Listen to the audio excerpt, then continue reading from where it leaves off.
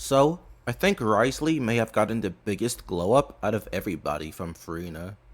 Before Furina, Wriothesley was a pretty below average character with pretty low DPS and no traits that could make him perform better in practice than he does on paper.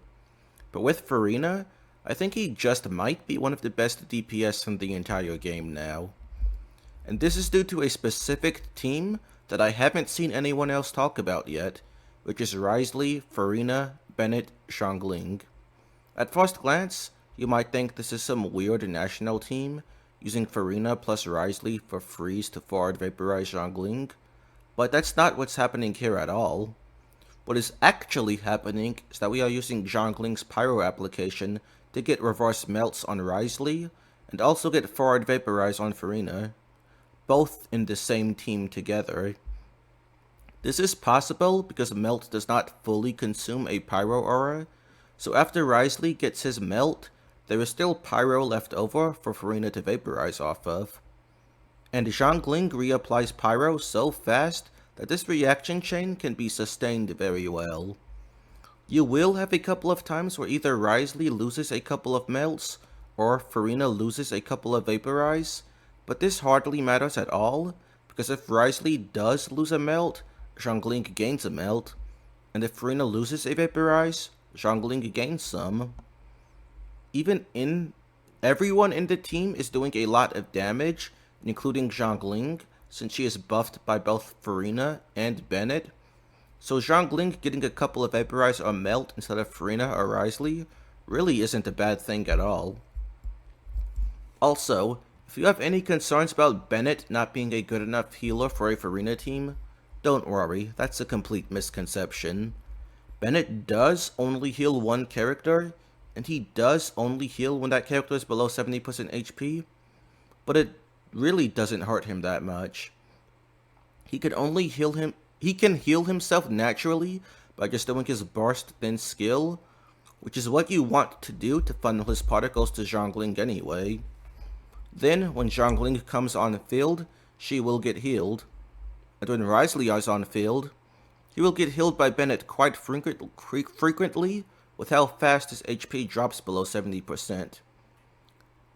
The Bennett on this account isn't even built for healing either. With a proper healing build Bennett, he can heal for about 7 to 8,000 per tick, which is easily enough to cause overflow healing every time. Also, the footage that I'm showing here had the entire team start off at 50% HP to show the worst case scenario. In practice, you are never actually starting this low on everyone. The combo I recommend doing with Wriothesley in this team is 5N3C plus 1N3 at the end. Wriothesley's charged attack has a pretty high multiplier with no ICD, so you want to use it as much as possible, but anything faster than N3C and you will run out of stamina. Also, N3C is very nice because the combo lines up to where about 4 out of 6 N3s will apply cryo, which is great because N3 is the normal attack hit with the highest multiplier in this combo, so we want that to melt. So let's take a quick look at the math. As we can see, the team is doing approximately 81k DPS. The highest DPS team that I had for Wriothesley previously was Wriothesley, Shenhe, Bennett, Xiangling, which came in at about 63k. This is a massive 22% increase of what Wriothesley was doing before, taking his numbers from below average to absolutely excellent.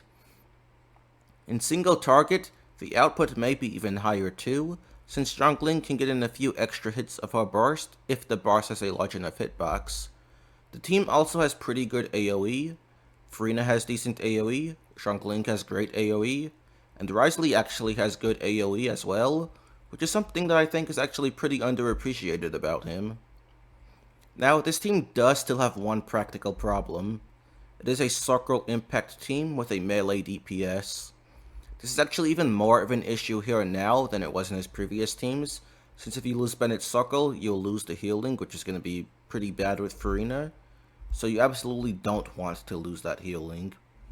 But aside from that one flaw, there's not much that I can take away from this team. This is a very cool and fun reaction chain. The only reason we've never seen a team utilize this reaction chain before is because we never had a hydro unit whose hydro application was slow and spaced out enough for it, while also having high enough scaling to be worth vaporizing. Also, it is not just Wriothesley that can do this.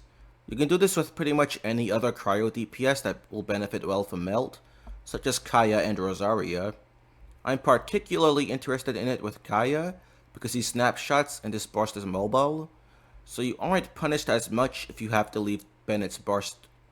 Perhaps this will give me a legitimately good reason to use my C6 Kaya. I do think this will be a very strong team for Kaya and Rosaria, easily being their strongest teams as well. I don't think they will be better than Wriothesley in this type of team, of course, but I think it should still be really strong with them. But yeah, Wriothesley good now. If you liked today's video, please be sure to give it a like and subscribe, and let me know your comments down below. Thanks. Bye.